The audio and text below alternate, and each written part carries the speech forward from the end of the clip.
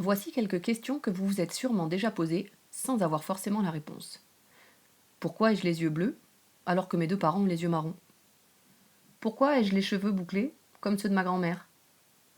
Pourquoi n'ai-je pas le même groupe sanguin que mes frères et sœurs?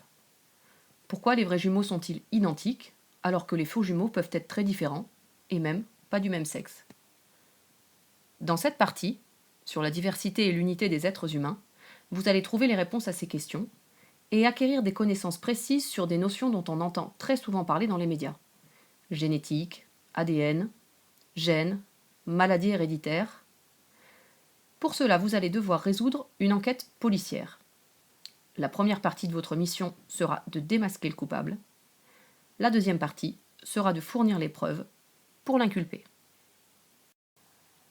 Mission impossible numéro 1. Démasquer le coupable.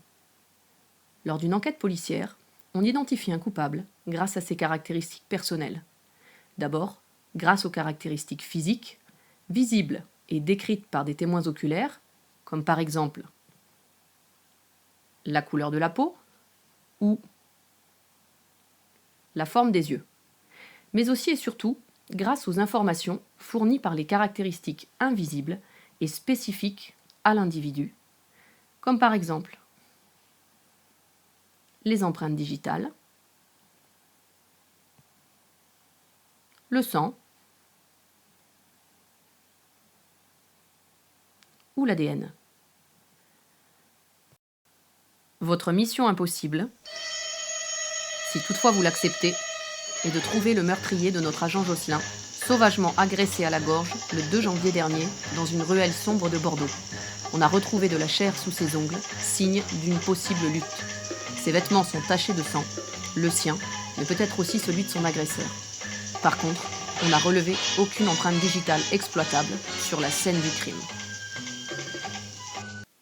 L'étude des témoignages a permis de déterminer les 7 suspects suivants. Ils ont tous été vus, et entendus en ce qui concerne le chien, aux abords de la ruelle, un petit peu avant ou un petit peu après l'heure du crime. Votre premier travail lors de cette mission sera de distinguer les différents types de caractères. Grâce à l'arbre généalogique de Marilyn, on peut observer des caractères qui se transmettent de génération en génération.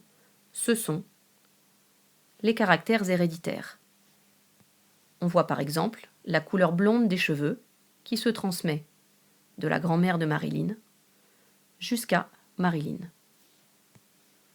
On observe aussi des caractères qui sont liés aux conditions de vie, comme par exemple la couleur verte des cheveux du cousin de Marilyn. On peut noter dans les caractères héréditaires des caractères qui sont liés à l'espèce, comme le fait d'avoir des cheveux, et un caractère qui est lié à l'individu, c'est-à-dire la couleur des cheveux. Par exemple, marron pour la grand-mère, blond pour le fils et noir pour le mari de la tante. Bonne chance à vous. Attention, ce message s'autodétruira dans 3 secondes.